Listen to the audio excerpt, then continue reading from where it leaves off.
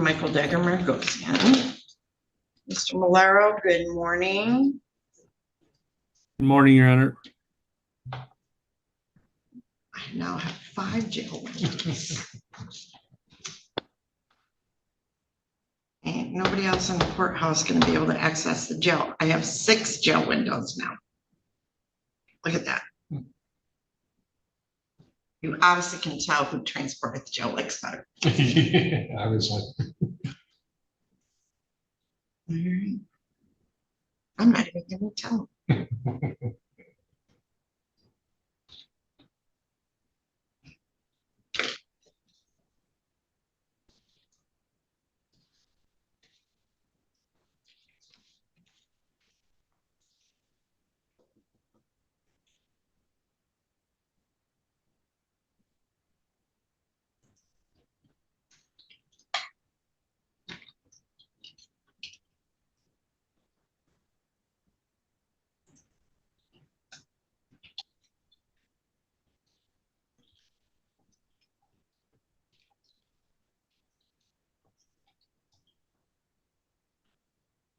I'm gonna run over there and do one of mine.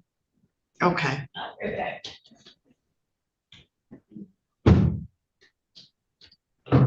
That's fine, Mr. Malero. We can do that. But I do have Jen Walsh. All right.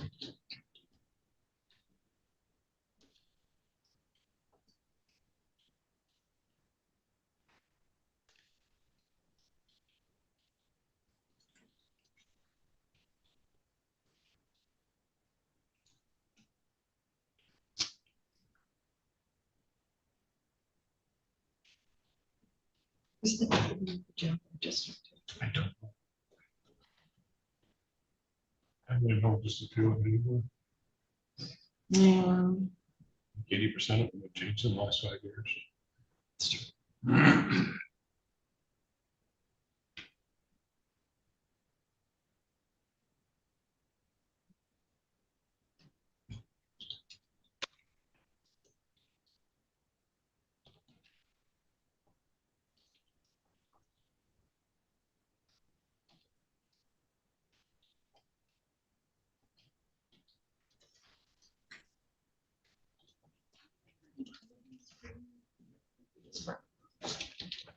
Yeah, you did. Yep.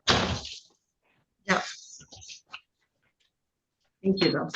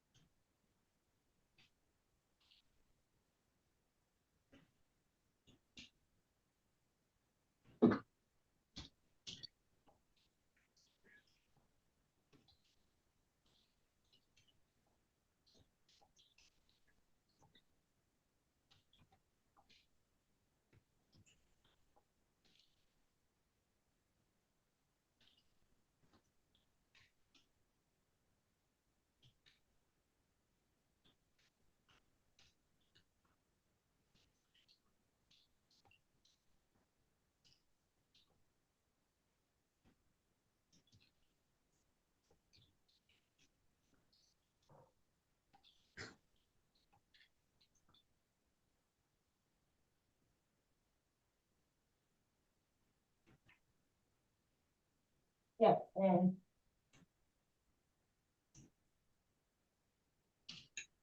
All right. So, okay. So I have Jessica Hamilton, right? right. Okay. All right. This is in the matter of the people of the state of Michigan versus Jessica Charisse Hamilton, file number 20-19941FH and 20-19943FH. I have Rhonda Underwood appearing on behalf of Miss Hamilton. Miss Hamilton is present via Zoom from the jail. This is the date and time set for a probation violation sentence. I have Rhonda Underwood appearing on behalf of Miss Hamilton. Miss Underwood, are you ready to proceed? Yes, we are, Your Honor. Thank you. Is there, Oh, Miss could Ham. Oh, go ahead, Miss Hamilton. I just have 1 second with her a minute? I didn't understand something yesterday. Sure. So, Miss Underwood, I'm gonna open up a breakout room. And let's see where she at.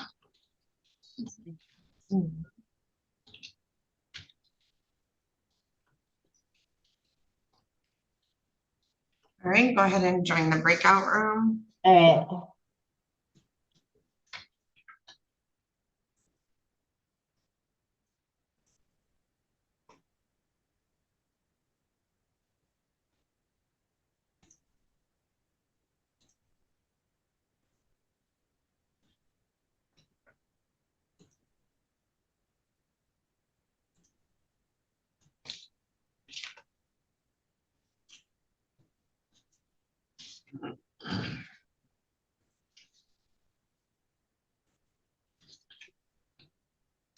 Good morning, Mr. Glazier. Morning, Your Honor.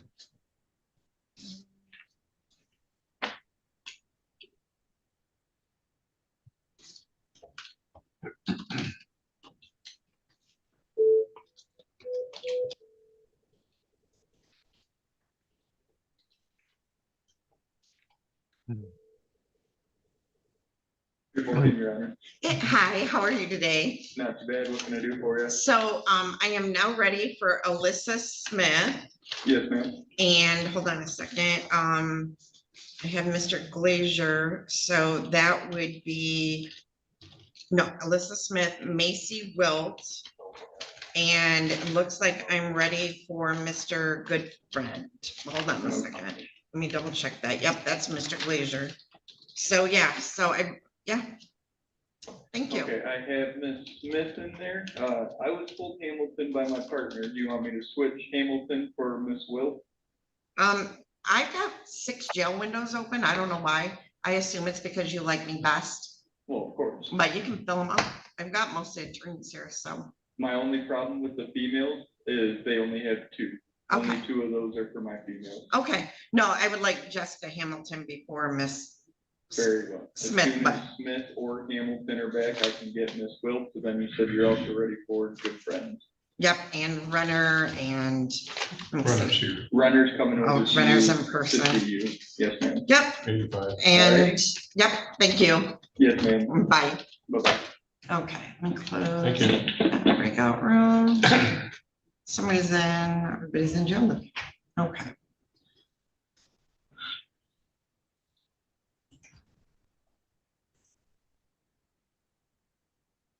Okay, so we are now back with Miss Hamilton. So, Miss Underwood, are you ready to proceed now? Yes, we are, Your Honor. Thank you. Miss Hamilton, have you had a chance to read and review the pre-sentence report and discuss it with your attorney? Yes, I have. Okay, are you satisfied with Miss Underwood as your attorney and the advice that she has given you? Yes, I am. All right. Miss Underwood, do you wish to explain or challenge the accuracy or relevancy of any information in that probation violation report? We do not, Your Honor. All right, before the court passes sentence, is there anything you'd like to say on behalf of your client? Just a couple things, Your Honor. Number one, Ms. Hamilton thanks Ms. Walsh in the court for the time they have given her and the opportunity they have given her on probation, Your Honor. She's sorry at this point that it hasn't worked out. As far as the recommendation, Your Honor, of the 9 months, we would ask a couple things. We would ask that the court give Ms. Hamilton credit for all time she has served. And also, Your Honor, we would ask the court would consider a buyout in this matter, in that if Ms. Hamilton pays off her fines and costs, she is allowed to be released upon that payment or after a certain amount of time has passed. We would ask the court to consider both those things. Okay, Ms. Hamilton, is there anything you'd like to say on your own behalf?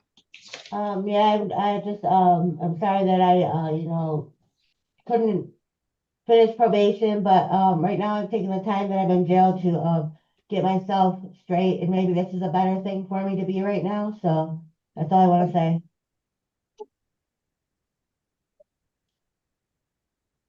All right. Well, it's a sentence of the court that your probation will be revoked on both files. You will serve 9 months in Lenawee County Jail on both files. You were arrested and then arrested on the other one at a later date. I don't know how that happened. Well, it looks like got released on a PR bond. All right, I'm going to give you credit for 47 days on both files. All right, thank you. Yep, and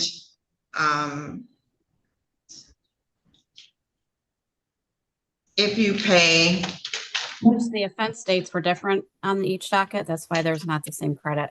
I know it's only a couple days, though. I'm just going to give her the credit. So I'll give her the credit for 47 days on both files. And upon the payment of $1,746, you can be released after serving 120 days. So you have to serve a minimum of 120 days, but if you pay the 1,746, you can be released. Otherwise, you'll serve the full 9 months. Do you understand? I understand that. Now, if I get that like about 5 months, I still can't pay that?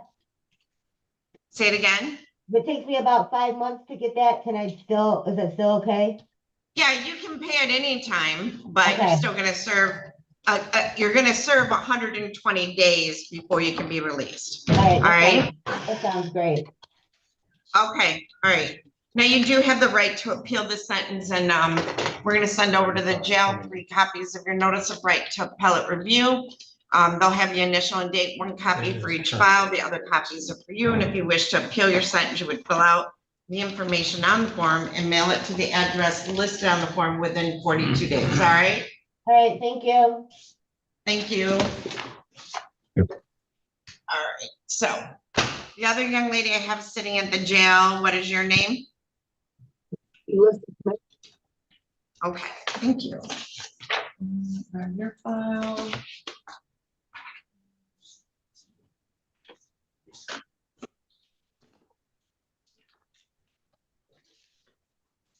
Mr. Dagger Margosian, was he here earlier? He was, but I don't think he's here anymore, is he? You are here. I think that.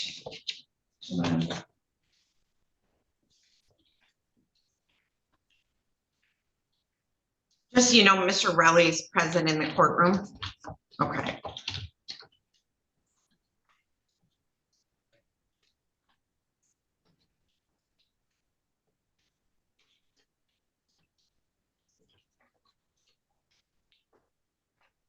Yeah, can I ask if you can zoom in from the hallway? Yeah, Mr. Raleigh, do you know how to connect to the Zoom in the hallway? Yeah. All right, go ahead and do that, and then I'll try to remember, and I'll try to make sure I put you in a room. All right, this is in the matter of the people of the state of Michigan versus Alyssa Marie Smith, file number 20-20105 FH. I have Rhonda Underwood appearing. He went the right way. I thought we went down that one. He did, but he turned around and came Okay. back. I have Rhonda Underwood appearing on behalf of Ms. Smith. This is the date and time set for sentencing on a probation violation. Ms. Underwood, are you ready to proceed? We are, Your Honor. All right. Ms. Smith, have you had an opportunity to read and review the pre-sentence report? Yeah. All right. Have you had an opportunity to discuss that with your attorney? You want to say that again? So that room you're in has the worst audio. It's not your fault. So scoot up and speak a little bit louder. So you've had a chance to review that with your attorney, right? Yes, ma'am. And you are satisfied with Ms. Underwood as your attorney and the advice that she has given you? Yes, ma'am. Okay, good. Ms. Underwood, do you wish to explain or challenge the accuracy or relevancy of any of the information in the pre-sentence report? We do not. All right, before the court passes sentence, is there anything you'd like to say on behalf of Ms. Smith? Your Honor, in talking to Ms. Smith, she is very excited about the opportunity that the recommendation gives her for treatment, Your Honor. She's very excited about that. She views it as a real positive for herself and her child and her future going forward. Love you. And aside from that, if her desire, if her will matches her desire, then she should be successful because she's very eager to do this. Okay. Ms. Smith, is there anything you want to say on your own behalf? Thank you for everybody being very patient with me, and thank you for the opportunity to go to I guess. I'm so sorry, honey. Can you scoot up a little bit? I'm so sorry. Sorry. I thank everybody for being patient with me, and I appreciate the opportunity to go to rehab because I really need it. Okay. All right. So, Ms. Smith, another piece of advice I'm going to give you is you got to get yourself straight. Don't be dating. First of all, when you're in active use, you don't pick good men, right? No one does, I guess. So no men, just work on your recovery and don't worry about men, okay? Yes, ma'am. Yes, ma'am. All right. So it's sentence of the court that you will be continued on probation. We'll have you serve 90 days in Lenawee County Jail, give you 17 days for already served, and you may be released early to attend an inpatient substance abuse program.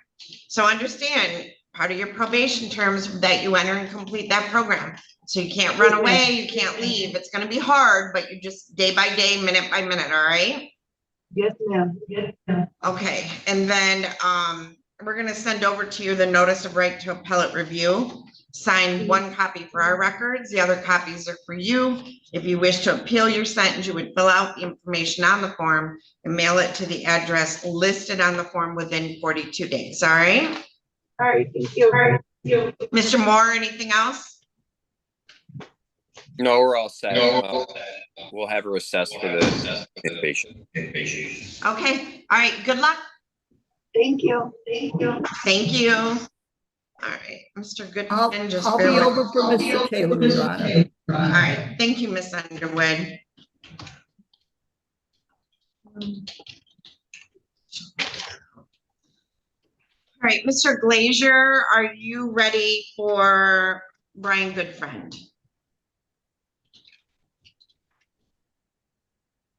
Yes, Your Honor. Yes.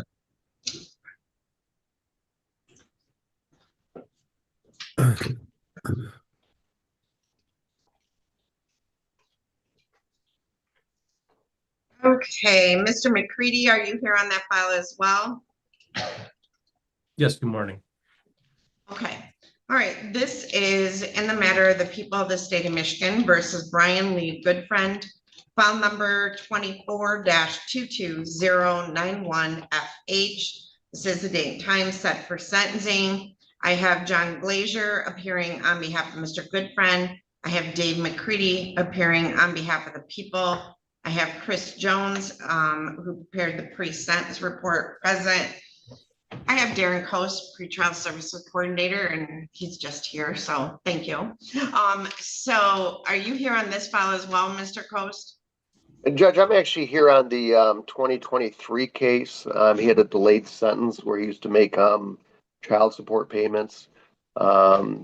Last year, he was about $23,000 behind in support. As of today, Mr. Coast, I'm sorry. Yes. I'm so sorry. That was Mr. Goodyear, and the Attorney General did dismiss that because he was in full compliance. Hey, very good. I appreciate it. Thank you, Judge. All right, sorry about that. You're good. All right. Thank you. Thank you. So, Mr. Goodfriend, have you had an opportunity to read and review the pre-sentence report? Yes. Yes, All right, Your Honor. have you had an opportunity to discuss that with your attorney? I haven't discussed the paper since I've gotten it from Mr. Jones, no. Mr. Glazier, have you reviewed the pre-sentence report with your client? No, I haven't, Your Honor. I don't need to, but I need to speak with him briefly. Okay, all right, so, I'm gonna put you in a breakout room. Okay, so.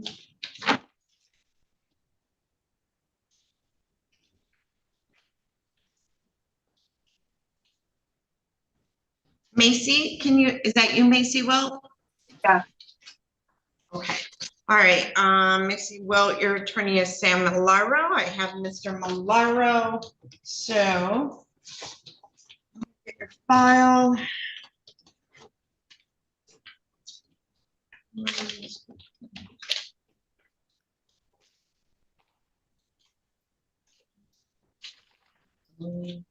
Okay.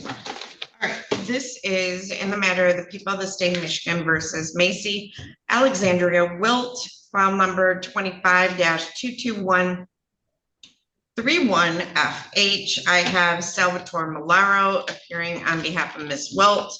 This is the date and time set for sentencing. Ms. Wilt, have you had an opportunity to read and review the pre-sentence report? Yes. Have you had an opportunity to discuss that with your attorney? No, we haven't discussed it together. Okay, Mr. Malaro, I'm going to open up a breakout room. And let's see if she's in LCJ. Thank you, Your Honor. Thank you. We really, hold on. Okay, there you go.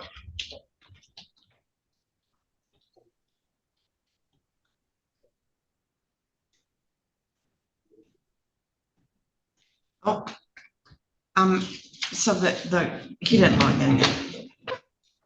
So I think maybe he did go back and forth. I saw him go that way and I saw him come back, so I thought he went the right way.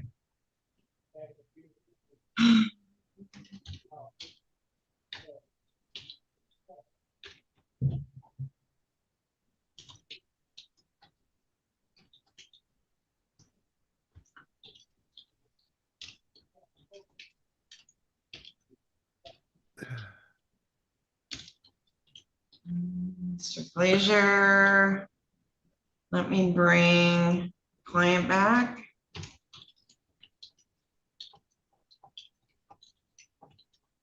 Wasn't sure if he's supposed to sign it or not. Oh, there he is. Thanks. Mr. Dagger Margosian, he's logged in now, so give me a second. And I will pop you guys down into a breakout room. All right, Mr. Dagger Margosian. There you go. Mr. Raleigh, yep, he did it. Good.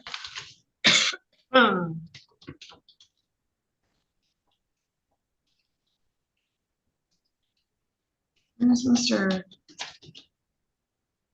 Goodfriend? Is Mr. Goodfriend still in a room? Here.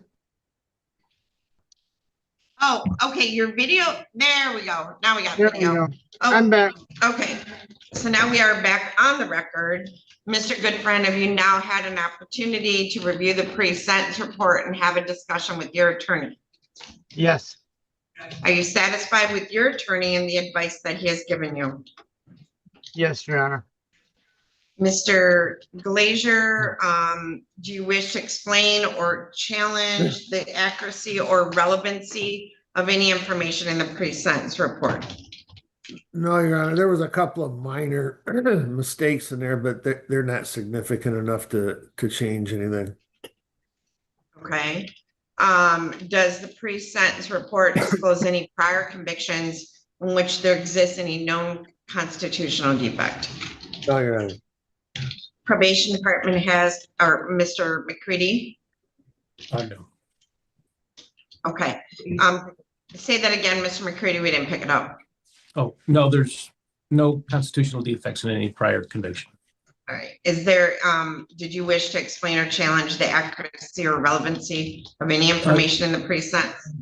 Yes, real briefly. It looks like it's page 2. It's under recommendation narrative. Okay, And it says, considering Mr. Goodfriend's criminal record, substance abuse history, and sentencing guidelines, it is recommended that he be sentenced to 3 years, 4 months to 15 years. And then as agreed to during the plea agreement, that's incorrect. The plea agreement is for 60 months minimum sentence, which would be 5 years. okay, so Mr. Jones and Mr. Glazier, would you agree with that? I would agree with that, Your Honor. It was a CSC 1 reduced down to a 3 with that understanding. Okay. Excellent. All right, the probation department has calculated the minimum sentencing guidelines to be 24 to 40 months. Do you agree with that calculation of guidelines, Mr. Glazier? Yes, Your Honor. Mr. McCready? I don't agree with the scoring, but the end result, yes, I do agree with. Okay. Do you wish to argue the PRVs or OVs? Yeah, if I could just briefly. Okay, well, hold on. I know I didn't receive a sentencing memo or anything, so hold on. And I gotta find my guideline book. Okay, so I'm gonna go back to, all right, do you object to any of the PRVs, prior record variables? No. Which is the first offense variable you object to? I don't necessarily object to the aspiratation, which is OV 8. I didn't, however, score that. There is some evidence that the victim was taken to a place of greater danger because some of these sexual assaults occurred in his car. So But, it's scored 15. Are you saying it shouldn't be scored? Well, I'm saying I didn't score it that way. I'm happy to take those points off the board if defense objects to it.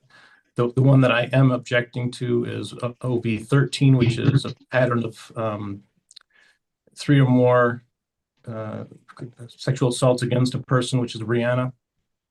And she's indicated that this took place basically every time she saw him over a period of 10 years. So there were certainly 3 or more criminal sexual assaults against her in the 5 years preceding this offense. So OV 13 should be scored at 25 points. So 25 points for the offense was part of a pattern of felonious criminal activity involving 3 or more crimes against a person.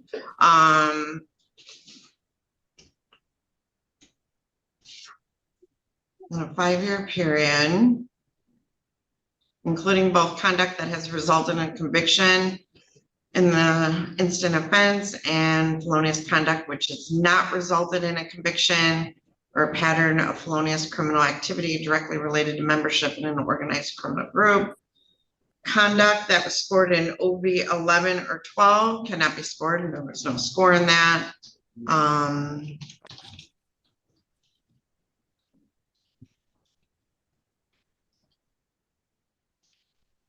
Okay, Mr. Glazier? We have no objection to that, Your Honor. If you want to take number 8 out, that's fine too. So take 8 out and score 25 for 13. Yeah, that's fine, Your Honor. All right. That would still, let's see. Yeah, that doesn't That would change take anything us else. to, that would change the OVs to 45, correct? So Correct. 10, 25, 35, 45, 55, right? Mm, Oh, no, no, 45. there you go. Yep. 40. So 10, so that would be 0, 10, 20, 45, 45. Okay. So let's see, we'll go back to the chart. This is Class B offense. And the PRVs are 2. PRVs are 2 and the OVs are 45. That does keep it at 24 to 40, so that's part. Any objection to that, Mr. Glazier? No, Your Honor. All right, we will make those changes. Thank you, Your Honor. Before the court passes sentence, the court will make note of the fact that I have received a letter written by the victim in this manner with the initials of BG. Mr. McCready, are you, oh wait, she's logged out and logged back in again. Let me let her in again. She must be on two different devices. She was having some computer issues in terms of connectivity. Okay, so the victim in this matter is present. I have received a victim impact statement. Mr. Glazier, you also received that and reviewed that with your client. I didn't receive that, Your Honor, but we don't need to. It was, okay, It's not on my PSI. it would have come separately via email. Mr. McCready, did that get sent to Mr. Glazier? Yes, I did. All right, Mr. Glazier, do you want an opportunity to review that with your attorney My client? or No. with your client? No, Your Honor. Mr. Goodfriend, would you like an opportunity to read the victim impact statement? What is the victim impact statement, ma'am? It's the victim in this matter wrote a statement about the impact. I mean, I can read it onto the record, Mr. McCready, or does Ms. Goodfriend wish to make a statement? Yeah, she would like to read that, Your Honor. Okay, so Ms. Goodfriend, you don't have to start your video if you don't want, but if you would like to read your letter, go ahead and unmute your device. Can you hear me? I can. So your name is Brianna Goodfriend, correct? Yes, ma'am. All right, and you're going to read the letter that you provided to the court, correct? Yes, ma'am. All right, excellent. Thank you. So make sure you read it loud enough that we can record it. Thank you. You may proceed. Okay. At the age of 7, the man listed on my birth certificate as my father, Brian Goodfriend, began raping me. This continued until December 26th of 2022. I was 17 years old the last time he raped me while we were celebrating Christmas with him at his home on Joy Street in Blissfield. This man will no longer be referred to as dad, daddy, or father by me. He will be referred to as Brian Goodfriend. The man that stole my innocence, childhood, caused considerable trauma to me mentally, raped me, physically assaulted me, emotionally abused me, and verbally abused me. Brian chose to throw away, like trash, what should have been a daddy-daughter relationship with his actions and choices. There wasn't a day, night, or second in those 10 years you raped me that I didn't wish, hope, and pray that you would view me as your daughter and not view me sexually or as someone you could physically hurt with your own 2 hands. Every time I visited you, you took away that wish, hope, and prayer. I was asked why I never told anyone before May of 2024. There are 2 reasons. The first and biggest reason is you threatened me that I would never see my mom again. The second reason is because when I had the courage to tell you no, you would hit me and slam me and just rape me anyway. I was deathly terrified of you until the day I walked into the Blissfield Police Department and filed a report. You used to tell me that I was your ride or die, your best friend, but Brian, I was neither one of those. I was your daughter, and daughters are not supposed to be forced to have sex with their fathers. Fathers are supposed to protect you, heal you when you're broken, be there for you through the good, bad, and ugly, love you unconditionally, be supportive, and encourage your dreams. Fathers aren't supposed to cause you nightmares, worry, self-doubt, or make you lack self-worth and make you feel unlovable like you did to me. As a child and teenager, there was never a moment when I had to visit you or even talk to you on the phone that I didn't question if you were drunk or high, something you were 24/7, 365 days. Your addictions alone would have been enough to handle growing up, but you raping me repeatedly for 10 years, in addition to your addictions, has caused great damage to me physically, mentally, and emotionally. In the 10 years you raped me, I lost my self-worth, my identity, my self-confidence, my childhood, and my trust in adults. I began doubting myself, and I felt unlovable by anyone other than my mom, and that I didn't matter to anyone, especially that I never mattered to you. As your daughter, I felt you viewed me as something that was usable and easily thrown away. What you did to me by raping me for 10 years has severely scarred me. However, in the past 14 months, I've begun to heal and scar over. There will always be a scar as a reminder, but I'm learning that I am stronger than I ever thought I am, and I am a survivor. The scar will be with me for the rest of my life, but it will serve as a reminder only and not hold me back. But Brian, there is one question I would like you to answer. Why did you, as my father, rape me? I have asked myself and others the same question, and everyone's reply is he won't answer that. Brian, though I would like an answer, I don't think you'll ever answer that. In my mind, justice will never totally be served for the 10 years of rape and abuse I have had to go through at the hands of you. My hope and prayer is that you will get 1 year in prison for every year you raped and abused me, which was 10 years.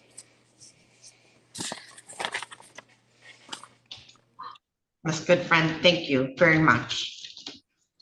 All right, Mr. McCready, is there anything you wish to say on behalf of the people? I think Brianna's covered it. I would commend her resilience to the court. She's got some good people around her, so I think she does have a good future ahead of her, despite what the defendant has done to her, in terms of her childhood. All right, thank you. Mr. Glazier, anything you want to say on behalf of the people? On behalf of the defendant? Oh, yeah. You said the people. Oh, Yeah, I'm sorry. I meant the defendant. You're right. On behalf of the defendant, Your Honor, I just would indicate it in the PSI, my client takes responsibility for what he did. He knows it was terrible. He knows that it harmed his daughter. He was at a bad time in his life. He was a terrible alcoholic, and that doesn't excuse it, but that's the best explanation he has for it, Your Honor. And he's truly sorry that this ever occurred. Mr. Goodfriend, is there anything you'd like to say on your own behalf? I would give anything to change it.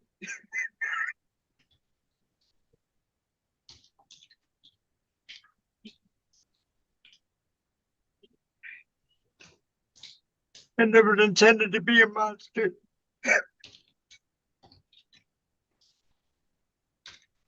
I'm sorry. Sorry, Bruce.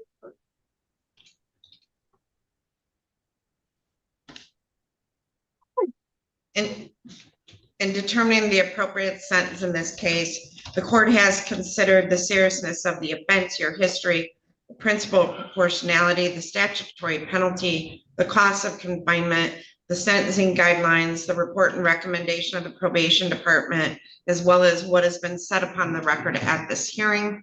The criteria and reasons for the sentence are the nature and gravity of the offense, the discipline appropriate to its commission, deterrence against repetition by you and by others, potential for reformation, vindication for the law, and protection of society.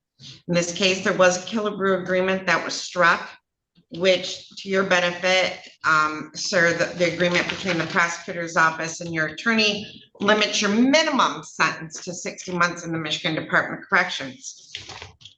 You will forever be the monster of her childhood. And I don't even know how you could ever come back from that for her.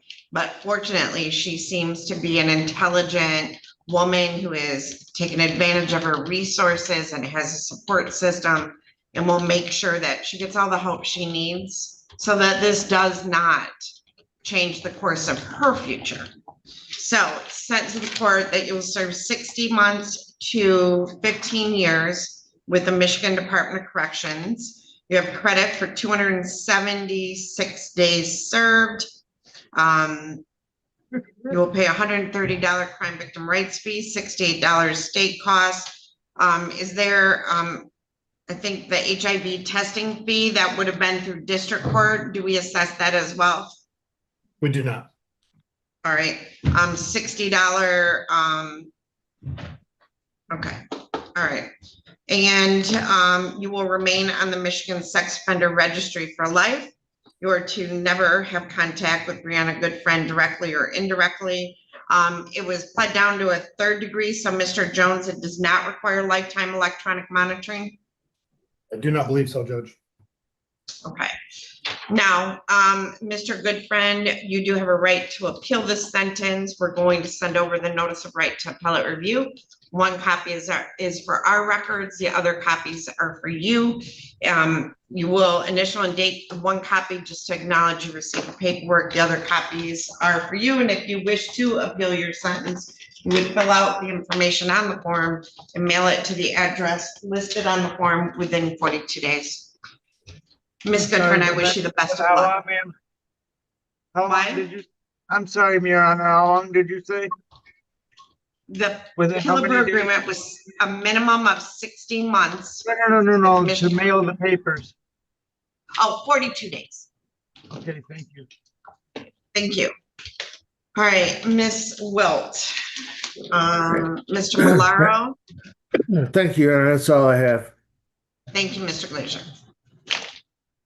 All right, Ms. Wilt, and there's Mr. Malaro. So this is in the matter of the people of the state of Michigan versus Macy Alexandria Wilt. Ms. Wilt, have you had an opportunity to read and review the pre-sentence report? Ms. Wilt, we're not picking you up. Can you hear us? Yes. Yes, I did. All right. You did? Okay. And have you had an opportunity to discuss that with your attorney? Yes. Are you satisfied with Mr. Malaro as your attorney and the advice that he has given you? Yes. Mr. Malaro, do you wish to explain or challenge the accuracy or relevancy of any information in this pre-sentence report? Only, Judge, that I think she probably should get 87 days credit as opposed to 7 by my calculations. Ms. Walsh, I believe this is yours. Yes, ma'am. She's in jail now. So Yeah, she got picked up on May 20th, I'm pretty sure, Judge. What? I'm sure Mr. Malaro's correct. Oh, 85 days? Okay. 87, All right. Judge. So, Ms. Spade, we may need a transcript of a probation officer saying Mr. Malaro is correct. But I don't Just think so we you need that. He can frame it and put it on his wall. Okay, so, Mr. Malaro, anything else you wish to explain or challenge? No, Your Honor. Does pre-sentence report disclose any prior convictions in which there exists any known constitutional defect? Not to my knowledge, Your Honor. Probation officer in this case has calculated the minimum sentencing guidelines to be 0 to 17 months. Do you agree with that calculation of guidelines? We have no objection to that calculation. Before the court passes a sentence, is there anything you'd like to say on behalf of Ms. Wilt? I would, Judge. Ms. Wilt presents as a very amiable person. Obviously, she has a substance abuse issue that has kind of taken control of her life.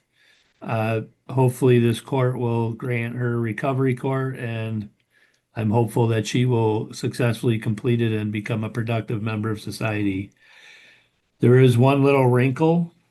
I'm not sure how it will play out, but she does have a what they call a capias, which is a warrant out of Lucas County.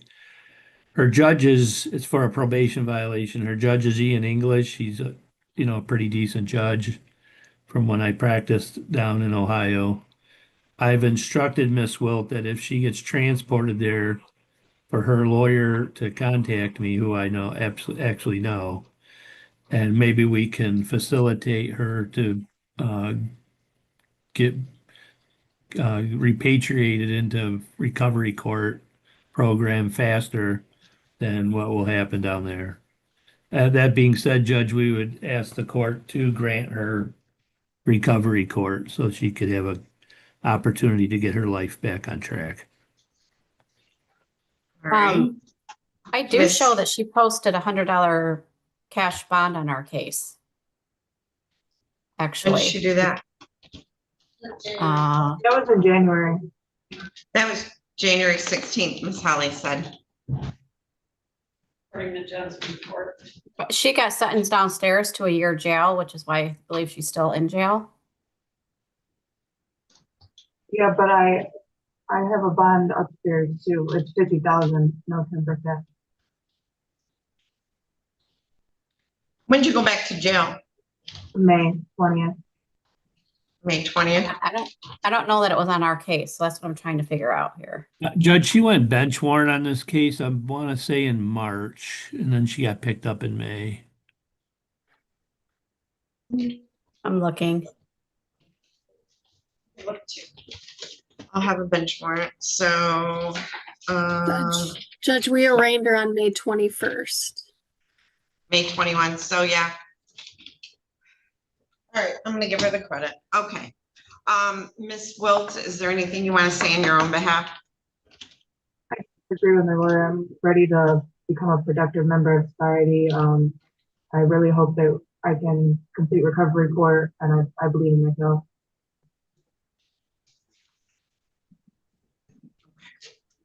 So Ms. Wilt, you know, the recovery court program is a good program. I'm probably the least important part of it, but there are a group of people, including the probation officer, who is Tom Moore right now, who spend way more time than they're getting paid for, and just are doing an amazing job. So it's a great program, but it's different than anything you've ever done before, because you can't like take off, you can't lie. You know, if you relapse, you got to be honest, because if you lie about it, you go to jail. If you're honest, we give you treatment, right? So it's a completely different mindset than a normal probation term. Do you understand that? Yeah. You are an intelligent young woman. You have capabilities. You've not lived up to them to this point, but this is the time for you to do it. You understand? Yes, I do. Okay. All right, in determining the appropriate sentence in this case, the court has considered the seriousness of the offense, your history, the principle of proportionality, the statutory penalty, the class of confinement, the sentencing guidelines, the report and recommendation of the probation department, as well as what has been said upon the record at this hearing. The criteria and reasons for the sentence are the nature and gravity of the offense, the discipline appropriate to its commission, deterrence against repetition, I'm sorry, by you and my others, the potential for reformation, vindication of the law, and protection of society. It is the sentence of the court. You'll be placed on probation for a period of 3 years. During that term of probation, you're not to violate any criminal law of any unit of government, not to use or possess alcohol, not to use or possess any illegal controlled substances. Because our recovery court program is funded by grants from the federal government, you are also not allowed to use marijuana, whether you have a medical marijuana card or not, because it's still a mind-altering substance. You can only use prescription drugs as subscribed, enter and complete any outpatient or residential substance abuse treatment, have an assessment done, report as required to the probation department, enroll in, or do you have your GED yet? Didn't you already get that or no? All right, No. You're gonna have to work on that. Notify of any change of address or employment. You're gonna have to get employment, but understand in recovery court in phase 1, we're more worried about your recovery than your employment, right? So we kind of phase in based on your needs. It is a needs-based program. Can't move unless you get permission. You will have a curfew of 10 p.m. to 6 a.m. unless you're excused because of a job or something like that. Not to engage in any assaultive, abusive, or threatening behavior. No weapons. Comply with written verbal orders.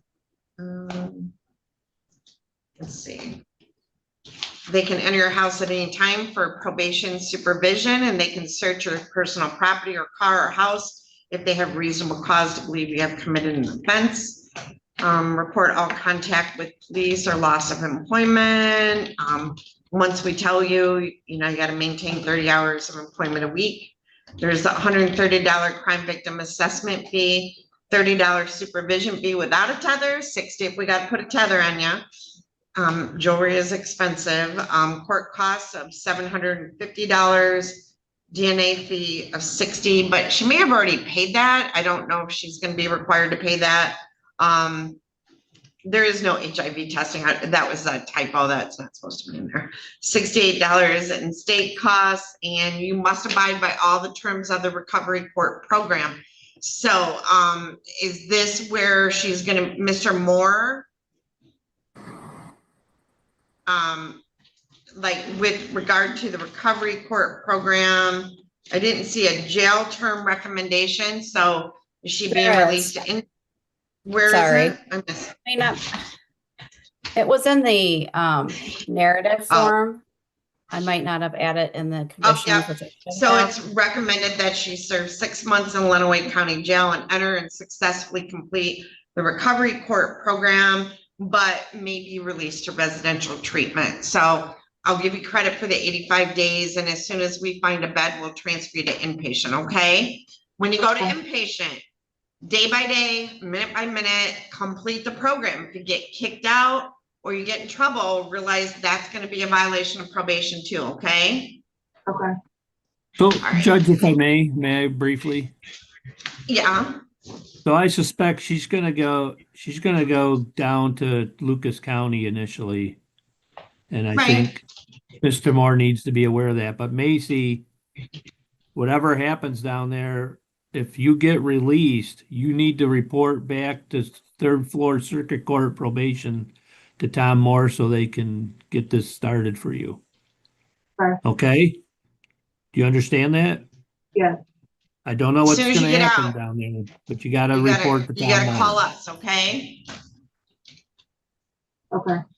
Or call me, I'll help you get to where you need to get to. Tom, will it be you or Tusky? Either one. Okay. So you do have the right to appeal this sentence. We're going to get over to your notice of right to appellate review. They're going to have you initial and date one copy for our records. The other copies are for you. If you wish to appeal your sentence, you would fill out the information on the form and mail it to the address listed on the form within 42 days. All right. So Ms. Wilt, I do look forward to seeing you in our program, and just give it a chance. I think you'll do well. All right. Thank you, Judge. All right. Thank you, Ms. Wilt. Thank you, Your Honor. Do not have Matt Murphy, but I have Sal Malaro. I have Michael. Wait, did I lose Michael Dagger-Margosian? I might have lost him for a minute. Okay. We're going back and forth. I have Harley Olmstead. She is represented by Matt Murphy. I don't have Matt Murphy. Ready for MDOC, Miss? I'm ready for my MDOC. Also, I believe you have Jason Crone, who's in jail. Yeah, I'll call the jail on him, and we'll bring, But we are ready for Mr. Taylor. Okay. Bring the MDOC right now, please.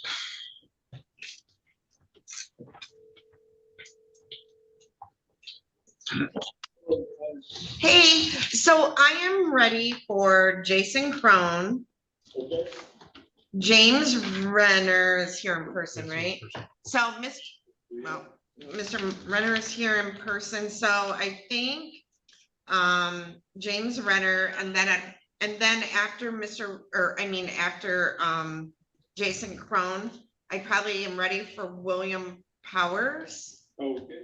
But I will tell you, I have Jail Zoom 1, Jail Zoom 2, Jail Zoom 3, Jail Zoom with no number, LCJ, and Jail Zoom 4 all in my Zoom room. Alrighty, man. We'll get a couple of them taken off, and I will get you a Crone and Powers. Oh, okay, thank you. No problem. Bye.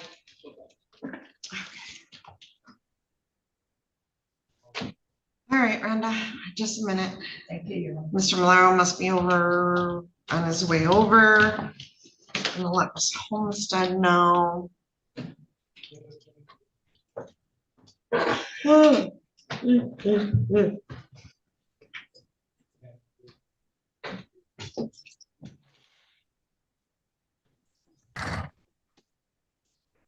Miss Olmstead, I want you to know or Mr. Olmstead, I know that you're there. Mr. Murphy had to go to Judge Oldsaver first. Okay. So, he should be joining us shortly. So, when he joins me, I'll bring you back in, all right? Okay, thank you. All right, thanks, bye. Bye. I'm gonna put you in the waiting room. Okay. Is he leaving? Oh, I thought he was leaving me. No. Okay, so good morning, how are you? Good morning, I'm good, and you? I'm good, let me grab your file and, Yeah. That's a big boy. all right, sorry, Chris, I'll get rid of the hallway.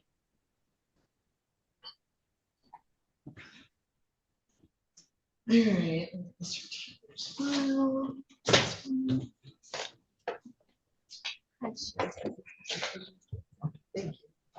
Let me know. Miss May, were you checking me? No, I was asking if this is Mr. Taylor. This is Mr. T. Thank you. All right, this is in the matter of the people of the state of Michigan versus Shawn Taylor, file number 25-22271FH. Mr. Taylor is present in person. Thank you for bringing him so we can get the fingerprints done. He has Rhonda Underwood appearing on behalf of him. So, Mr. Taylor, have you had a chance to read and review the pre-sentence report? Yes, I did.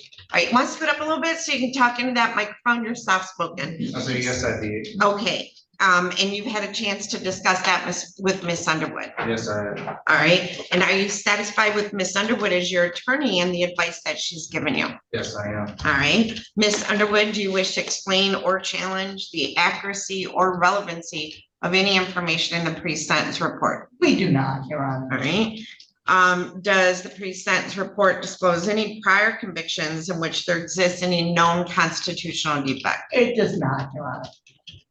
All right, the probation department calculated the minimum sentencing guidelines to be 2 to 17 months, and there was an agreement to sentence him to the lower end of the guidelines. Is that correct, Miss Underwood? That is correct, Your Honor. Before the court passes sentence, is there anything you'd like to say on behalf of Mr. Taylor? Just briefly, Your Honor. First of all, Mr. Taylor has been polite, respectful, and very hands-on with these proceedings, Your Honor, and knowing what we're talking about.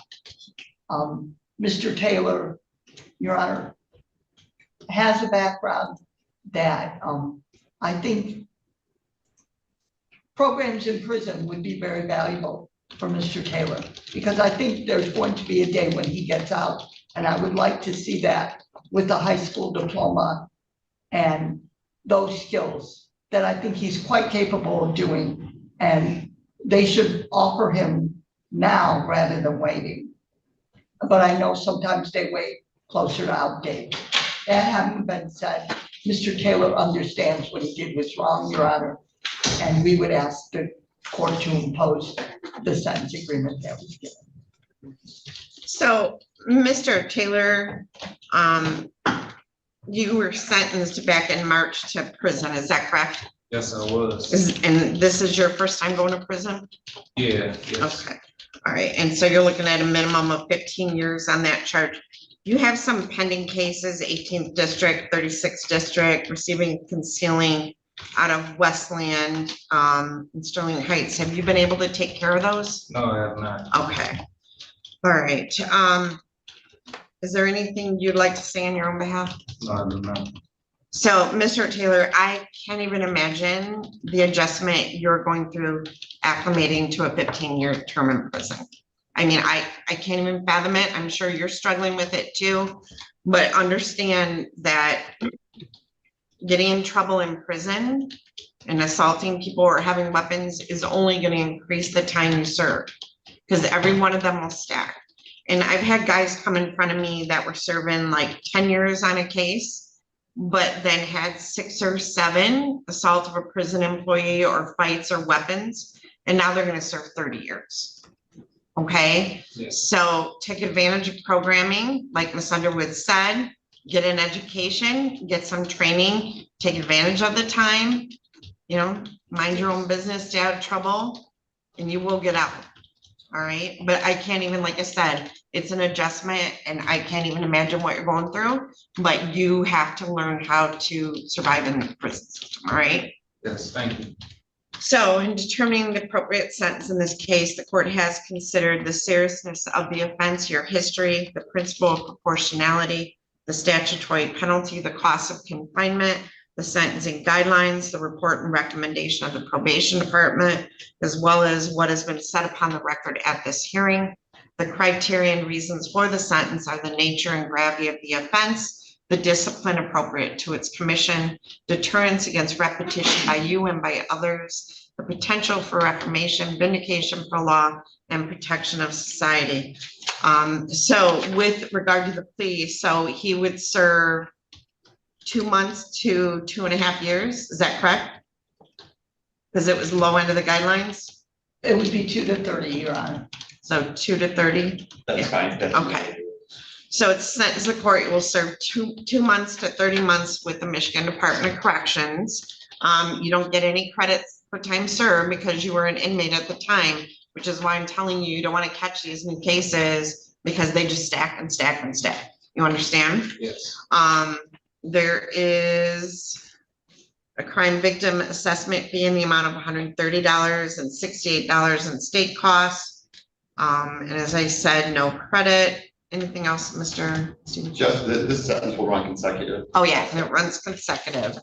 So, Mr. Taylor, my bailiff's gonna hand down to your notice of right to appellate review. You're gonna initial and date it, just acknowledge you received your paperwork. 2 of those copies are for you, and if you wish to appeal your sentence, you would fill out the information on the form and mail it to the address listed on the form within 42 days, okay?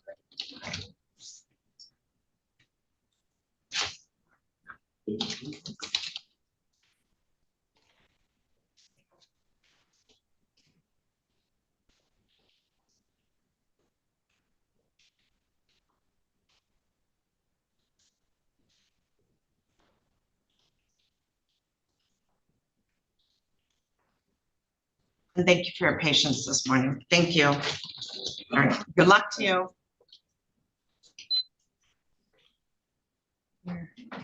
I received back a signed copy of the notice of right to appellate review. You're still here, so you must have more cases. Hold on. We did Mr. Taylor. Jason Crone. I have Jason Crone. Morning, Mr. Crone. Actually, though, I have Michael Dagger Margosian back. So Miss Underwood, Mr. Raleigh has been so patient with me this morning, and I'd like to skip over to him. Do you need a breakout room with Mr. Crone? No. Good. Come on up to the podium. Mr. Dagger Margosian, I am sorry about that. I already apologized, I think, to Mr. Raleigh, but I will again. So, all right, we are on the record in the matter of the people of the state of Michigan versus Joshua Raleigh, and we have 2 files, 24-21911FH and 24-21957FH. It's a date and time set for sentencing. There's a contempt of court as well. This is a misdemeanor case. I know that I gave you a breakout room a while back with Mr. Dagger Margosian, so you were able to read and review the recommendation and discuss it with Mr. Dagger Margosian? Yes, ma'am. You can move that microphone up. You're taller than Miss Underwood. Are you satisfied with Mr. Dagger Margosian as your attorney and the advice that she has given you? Yes. Or he has given you? Yes. Mr. Dagger Margosian, is there anything you'd like to say on behalf of Mr. Raleigh? Your Honor, I would ask the court to follow the recommendation. I'm sure the court would recall the procedural history of this case. Mr. Raleigh he lives in Kalamazoo. He was coming back and forth because he didn't have his ID and he wasn't able to get the fingerprints. And when he would check in with the MSP, it wasn't happening. So he's back. He's here. He's ready to take care of this. So really, I would just ask the court to follow the recommendation of the probation and the suspended jail sentence and fines and costs and DV counseling. I also would ask the court to allow for a probation transfer. As I indicated, he is living in Kalamazoo. He doesn't have the transfer. Mr. Dagger Margosian, it's a misdemeanor. I know, and so that's what I know. We can't transfer. I don't believe Miss Spade, they don't transfer misdemeanor. They can't. Well, Yes, no, sometimes. maybe they can. I I don't think know. it's their policy to not, but I don't think they're precluded from doing that. So I'm going to try to speak with Mr. McCarron to see if that can happen. If that isn't an option, I guess the alternative would maybe be and maybe this is a discussion for Mr. McCarron, but if there could be remote reporting, just because transportation is really difficult for Mr. Raleigh, and that was part of the problem that led us to this point anyway. But other than that, I would ask the court to follow the recommendation. So, Mr. Raleigh, it's kind of an old case. It is an older case. Are you still living out of county? Yes, ma'am. Okay. Are you employed? Yes, ma'am. Where are you working at? Intercal, I'm part of the union now. You're what? Part of the union now at Intercal in Kalamazoo. Nice, nice. And I had to pick up where the location, Sorry. the location. It's East Court Street in Kalamazoo, Michigan. Mhm. okay. Been there since January. That's why it's such an old case. I've been like, I know. Well, we got a lot. Okay. Okay. Do you have any children? Yeah, I have 6 years. Oh, child support? Lots. Two more. Yeah, well, I'm done with one, but I got 2 more, yes. Okay. How much you pay a month in child support? Around 300. Okay. It goes beyond that though, honestly. Yeah, I'm Okay. sure. All right. So it sends the court that you will pay $250 in court costs, $100. I'm sorry. I'm sorry. Which file? There's 2 files. I know. I'm sorry. That's okay. So $200 in court costs on find your files. On file number 24-21911FH. So $200, $250 in court costs on that file. There is a $100 fine on each file. It's a $50 state cost on each file. Do they do state costs on both files and misdemeanors? They do. Okay. Are they supposed to? No. Oh, no. So I'm only gonna do one. Do they do? Okay. I'm gonna do a $100 fine on each file, $50 in state costs only on file number 24-21911FH. I'm going to do a crime victim rights fee. They do that on both files in district Yes. court, right? Are they supposed to? Yeah. Oh, okay. That'd be the same as us. Yeah. Okay. Well, you never know. It's district court. $75 in crime victim rights fee on each file. So that's going to be 250, 350, 4, 5, 650 is my estimate. I wasn't a math major. So I'm going to give you 6 months to pay that off. Can you do that? Yes, All right. And I'm not going to give you probation because you don't live here and I don't know that they'll transfer it. And you've been reporting to me for like a year anyway. So I'm not going to give you any term of probation. So that needs to be paid up on the 3rd floor of the courthouse. Pay it today. That's great. You can't. You got 6 months. I know. And as long as you pay it, you will never have to see me again. But if you don't pay it, understand we'll come after you. All right. So my bailiff's going to hand down to your notice of right to appellate review. Please sign 1 copy for our records. The other copies, one copy on each file for our records. The other copies are for you. And if you wish to appeal your sentence, you would fill out the information on the form and mail it to the address listed on the form within 42 days. All right. All right. thank you. You're welcome. Anything else, Mr. Dagger-Mark-Rosen? Your Honor, would the court consider dismissing the contempt because he is here today? Oh, yeah, we'll dismiss the contempts. Thank you.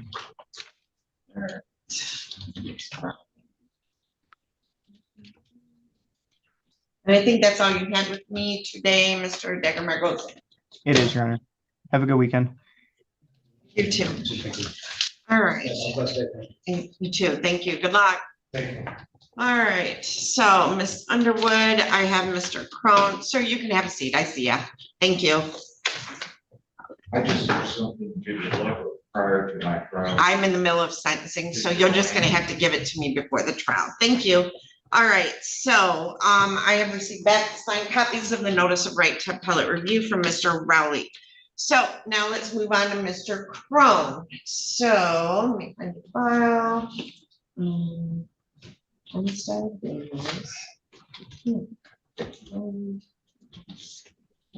Becky, if you ever want to come get any of these files, you can. There we go. Get your PSI.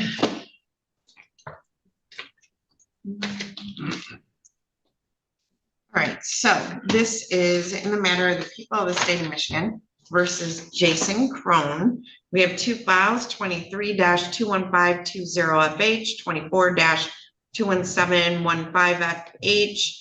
I have Renner Underwood appearing on behalf of Mr. Crone. You're here for the motion at 9, right, Miss? Oh, Clark? yes, I am, Yeah. sorry. All right, this is the date and time set for mock sentencing as well as a contempt of court sentencing. Mr. Crone, have you had an opportunity to read and review the pre-sentence report? Yes, Your Honor. Have you had an opportunity to discuss that with your attorney? Yes, Your Honor. Are you satisfied with Ms. Underwood as your attorney and the advice that she has given you?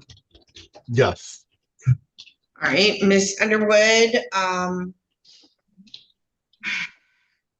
do you wish to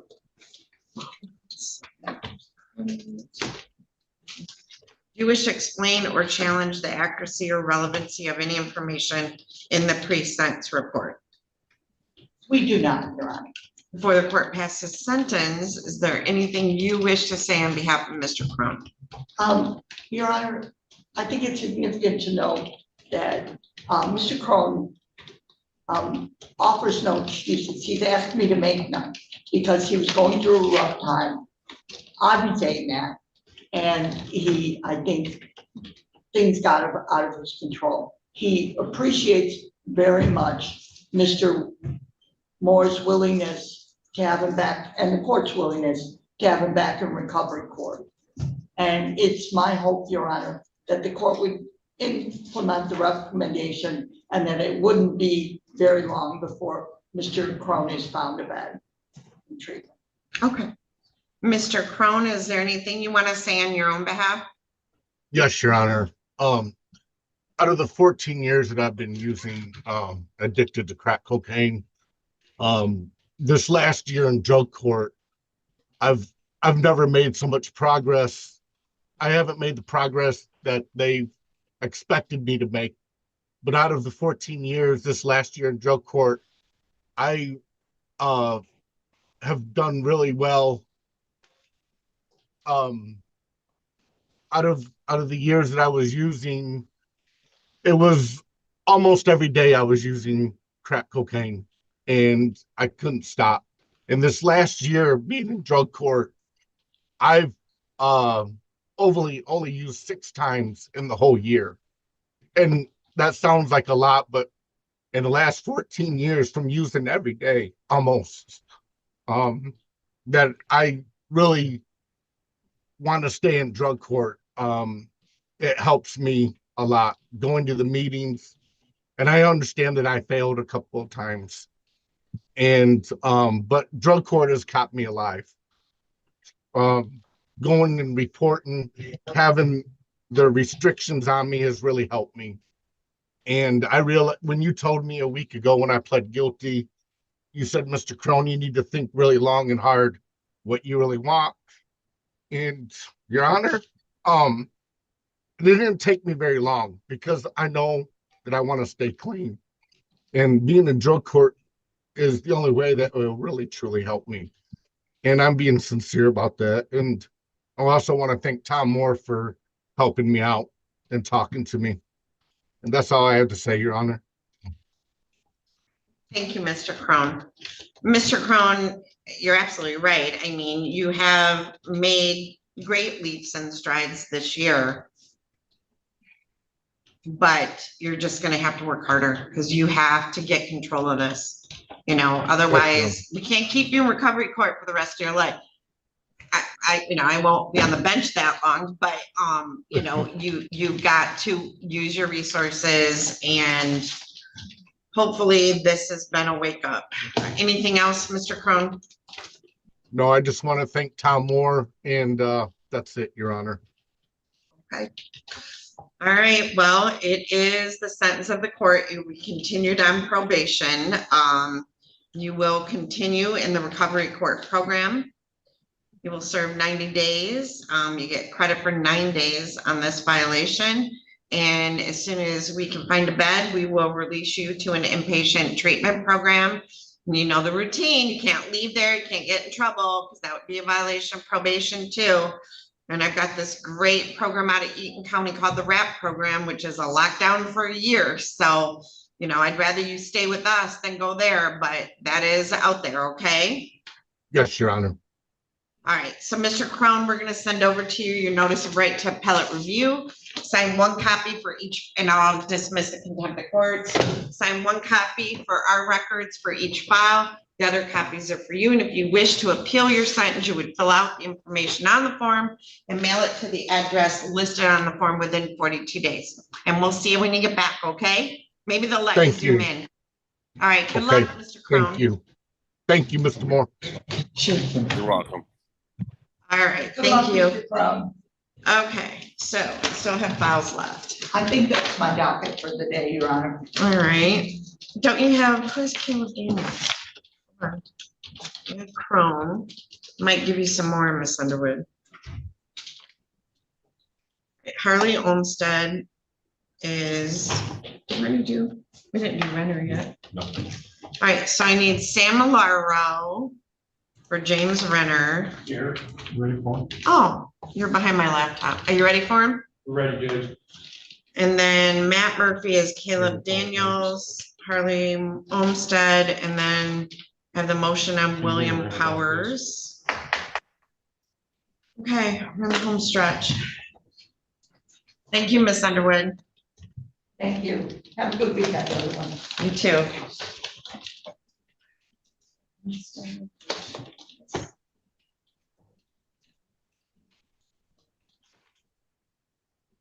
Miss Spade, you need 2 minutes? You need a break? It's up to you. I'm fine, Judge. Thank you.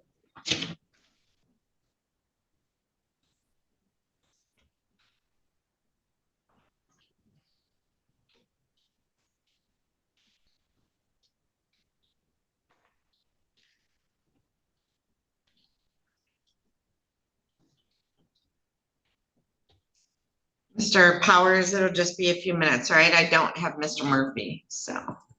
Thank you, Your Honor. Good morning. Good morning.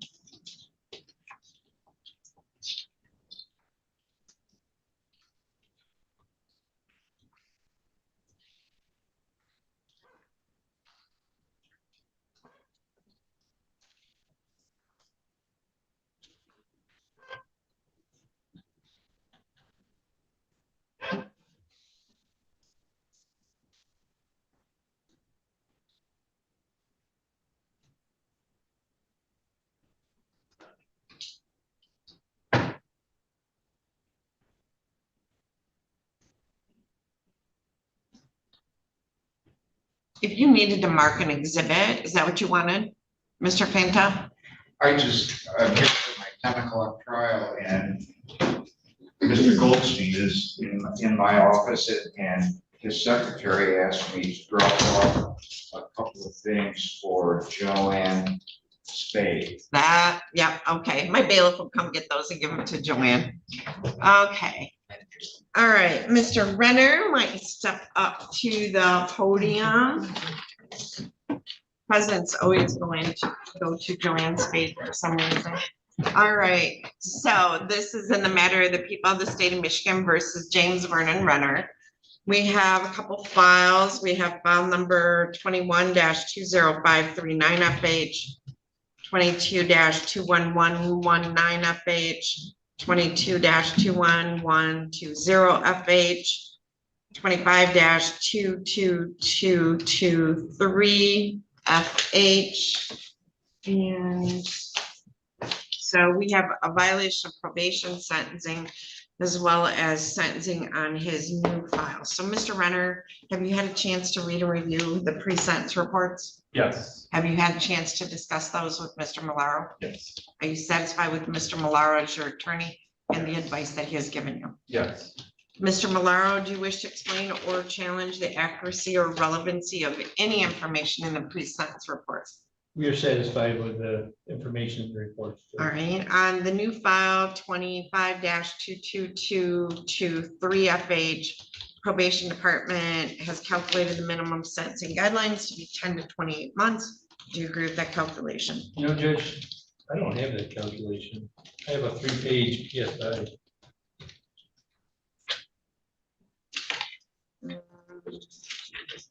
Let me see the front of it. No, well, this is my PSI. Was missing the body of the report and everything. Looks like it.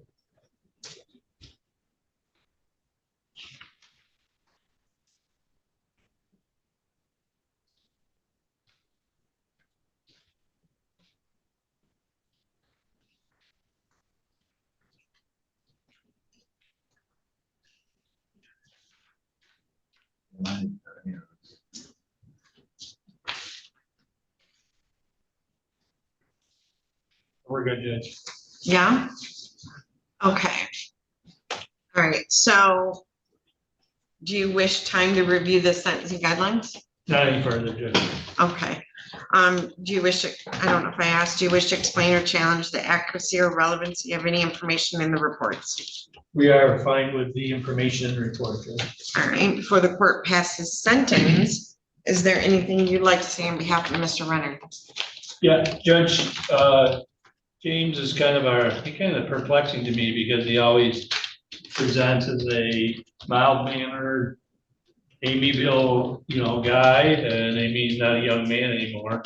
He's certainly old enough that he's done with all his foolishness, really. He just makes these really bad decisions. The recommendation, as I understand it, is for him to do the RAP program. I've explained to him this is his very last chance.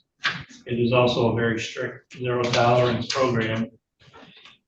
We'd ask the court to allow him to do that to hopefully help him make better decisions, get his life in a trajectory that needs to be instead of where it is now.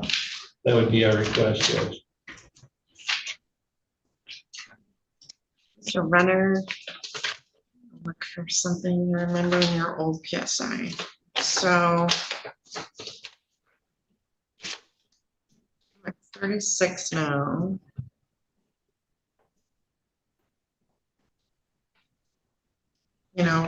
You are perplexing. I mean, you're talented. You've been trained as a mechanic, right? Yep. And it's my understanding you're a good one. Grew up in Olmstead, no problems, no abuse during your childhood. Your dad had a history of alcohol dependence. It's like an alternate universe. You could have gone one way and lived a completely different life. For some reason, you went down this path, but you're only 36. I mean, that doesn't mean that has to be the rest of your life, or you have to die in prison. You can figure this out and make these changes. And the RAP program, I'm glad they started the RAP program, because instead of just sending people to prison, if there are people that I feel have the ability to change their path, that RAP program can help them. And the clients I've had that have gone there have done exceptionally well, but understand if you get kicked out or you violate probation again, then there's no choice but to send you to prison, right? Yep. Okay. All right. Anything else you want to say? Nothing? No. In determining the appropriate sentence in this case, the court has considered the seriousness of the offense, your history, the principle of proportionality, the statutory penalty, the cost of confinement, the sentencing guidelines, the report and recommendation of the probation department, as well as what has been said upon the record at this hearing. The criteria and reasons for the sentence are the nature and gravity of the offense, the discipline appropriate to its commission, deterrence against repetition by you and by others, potential for reformation, vindication for law and protection of society. On file number 21-20539 up page and 22-2112020 FH. Those are the violation of probation files. There's three, Judge. Is there another one? Yeah, there's three probation files. I'm looking docket number. Oh, yep. So 21-20539, 22-21119, and 22-21120 FH. Those are the violation of probation files. In those cases, your probation will be revoked. Judge, I'm What? sorry, as for you to do that. I have since found out the RAP program is actually supposed to be sentenced on the violation. So we might have to keep those open just to get him in that program, even though he's coming up to it. All right, so your probation will be continued and you'll be given credit for 130 days served, and you'll be ordered to enter and complete the RAP program and all requirements of the program. Thank you. Okay. That's all in that file. And those are concurrent. All right, so then we have file number 25-2222, wait, 25-222223. I think 25-22, they're all blurring 223 FH, and that's the new file. And on that one, the guidelines were 10 to 28 months. So on that file, it's sent to the court, you'll be placed on probation for a period of 3 years. I'll give you credit for 130 days already served. Your driver's license is suspended for 1 year. You are to obey and comply with all the terms of probation. Now, you're recommending a year in jail, but allowing him to be released to the RAP program. So there's a recommendation, and I'll order that you serve 1 year in jail with credit for 130 days, but I will release you to the RAP program.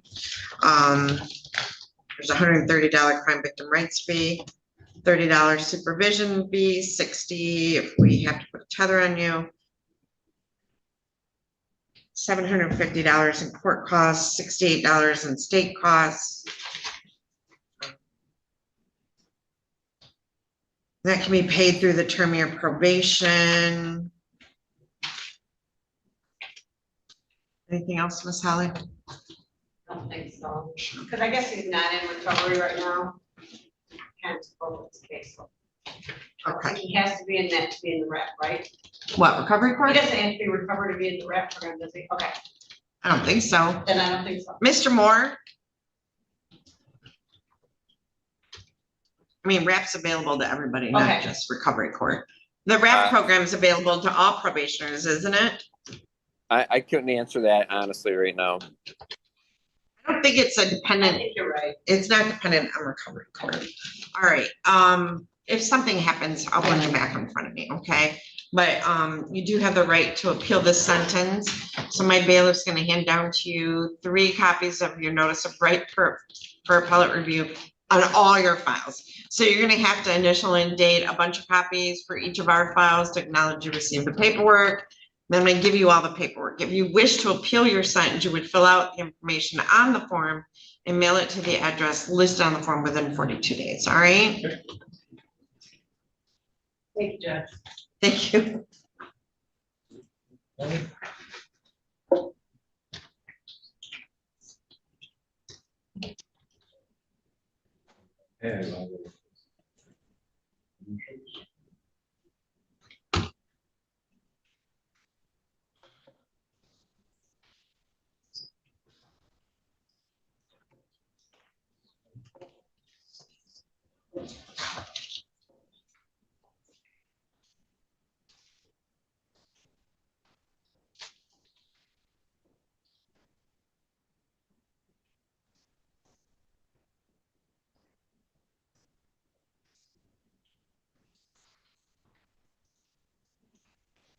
Renner. It's a wraparound program. There's mental health counseling, substance abuse. You know, every time I see you, you always remind me of someone who's kind of given up. Don't give up yet. All right. Good luck to you. Thank you. All right. So, Mr. Malaro. Yes, Judge. I'm waiting on Matt Murphy for his last two. And You know what he is? He was here, then him and Alex met up and did something. evidently your prosecutor, Mr. Bayonetto, hijacked him, so maybe you can find out. But,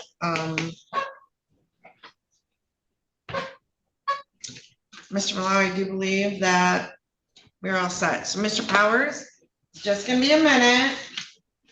Yes, Caleb Daniels too. I have a trial at 10 o'clock. So. And that's just good. Thank you. All right, I'm gonna. A weekend in jail if he doesn't get here. You know, when you got little kids, a weekend in jail, I mean, it's 3 hots, a bed, and a lot of naps, so. All right, I'm gonna take these back to Miss Adams, and I will be right back. Let's wait, take a break. Thank you, Judge. Sounds like a Hamilton song. No. I've never seen him before. Hi, baby. Hi. Good, how are you? What is your Hey, Mrs. Smith. I'm Looks guessing familiar, it's- but I'm guessing it's not freezing. it looks familiar. Yeah, I don't know.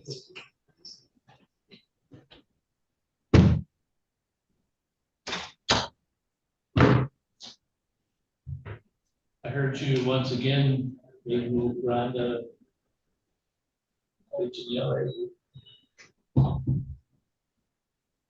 She wanted me to give this guy a disorderly for stealing the truck. Come on. Well, she can lie, she can ask, but She can't can get- ask, but then if I tell her no, she shouldn't tell. Yeah, you can't get mad about it. Yeah. I think that's so fun. I think she skipped she must not have been there that day when they beat emotions out of us. Right. I know. Bamboo stick. Yep. I've been sick that day. Maybe I try to work with her. Not to let her emotion get better. I don't think it's possible. I try to work with you too. Maybe if I go get a drink with her, she'll call me. Yeah, see, now you guys are neighbors. Get you, take down the fence between the 2 backyards. Have her over for drinks. No.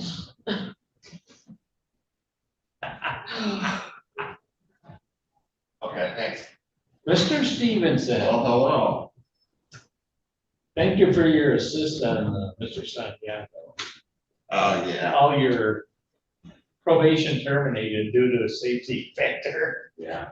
And then one of the Simmons was outside the court yesterday. Oh, really? Yeah. That's a pretty legit thing. Yeah, it is. Okay. Yeah.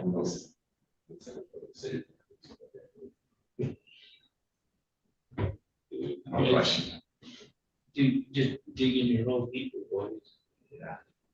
Don't, isn't like 2 or 3 have been murdered. 2. So the retribution shit doesn't.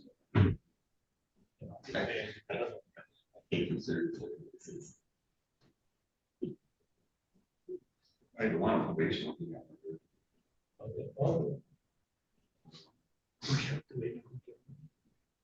Yeah, I think he went. Yeah. For the first time in the whole case, Santiago showed up. Yeah. 2 hours. Just trying to stay excited. Oh, you're right. You do. I said it. Why am I like this? It's not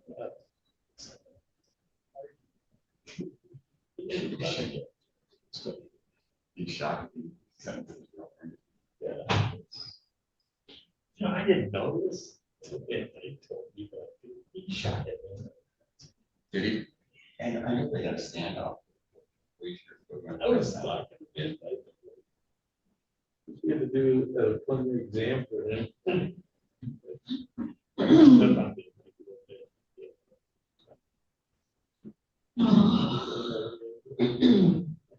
You know.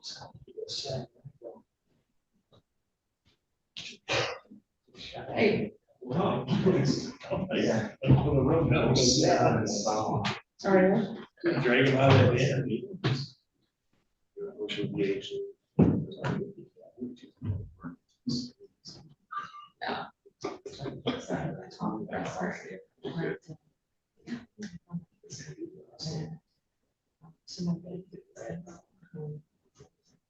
And it was just a, so the actually was a. And there was a boss back in 2018, I think, into this job. You got I got dismissed. I'm not done. I'm just. That's my disposition. I should actually just cover all my handy shit I have here. I would have. No, but there's here. I didn't know if you were. I got pulled over to Old Safer. I was like, treat you. All right. Alright. They're trying to bring the seat again. Under different grounds against the. That was pretty big guys. Estate. And it's. My wife. Because if it's different grounds, I think it's over. Of this year? Whoa, Yeah, 2 months. I mean, they can try, it doesn't mean they're gonna win, but. Wow. The Yeah, issue hang around is with that it. we are gonna No, it's not gonna, I mean, it's. having an attorney. Come home and gone. Yeah. With a note, I'm in California. I would think. The kind of comes my truck about. And after you file it, there's like. Yeah, so anyway, he didn't do it last week, and so this week, he's filing it, but we also. That's a lot of years. So. I'm tired about it. I mean, we might, I don't we might know. be able to use this. thing. Oh, But Yeah, that's like all what ifs because. you think that counts? no, she starts her junior year. First one. Where's she they at? Like one Michigan State, it's she's got 4 years.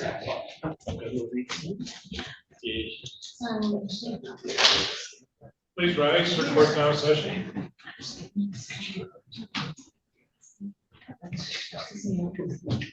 Okay, maybe see. All right, Mr. Murphy, I have Mr. Powers, but I'd like to take care of Mr. Olmstead first.